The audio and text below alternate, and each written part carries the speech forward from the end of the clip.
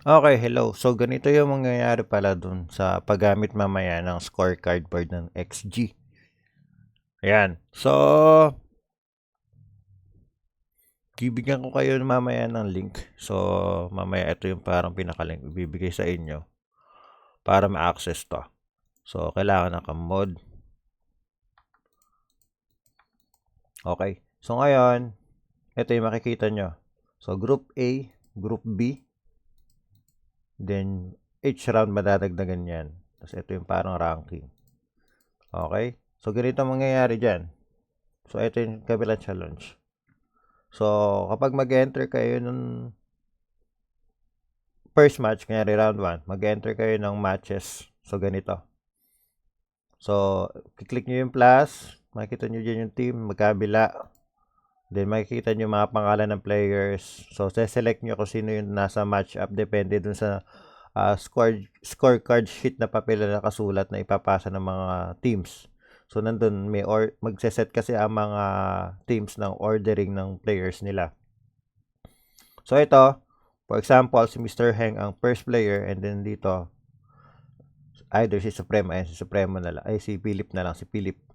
So, first match, result natin, dalawang burst, sa spin, so 4-1, submit score.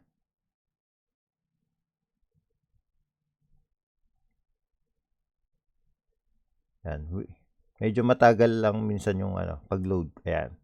And then, next match up, Tams, and then Supremo. Or Step Bro versus Supremo. Result natin, burst, spin, spin, over. Okay, so ayun yung score. Submit. Pag tama na-confirm nyo, submit nyo lang.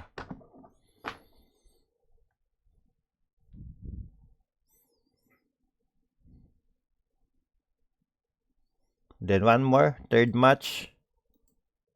Yung mga remaining player. Spin, spin, burst, over, spin. Submit score. So may resulta na tayo dun sa tatlong matches. Ibig sabihin, so once na makumpleto yung resulta dun sa 3 matches, pwede nyo nang i-conclude match. Ayan. Once na ma-conclude match, mare-report na siya directly dun sa challenge. So wait natin mag-reflect dun sa challenge. Ayun, nag-reflect na dun sa challenge. So, ang mare-record dito is yung number of wins ng team, saka yung number of losses. So, for example, dahil 2 wins ang Big Bro Bogart, ang Ground Zero 1 win. So, 2-1 ang score. So, makikita rin dito yung parang per set na score. 4-1, 2-4, and 4-3, di ba? So, ganyan yung lalabas sa may challenge kapag nag-input na tayo ng scoring dun sa XG. Okay? Ganun lang kadali ang gamitin ng XG. Kaya kailangan lang natin ng data mamaya. Okay? Sa mga walang data, pwede kayong makiconnect dun sa hotspot na ipo-provide namin. So, good luck everyone. Kung may tanong kayo mamaya, lapit lang kayo sa akin. Okay. Ayan. G.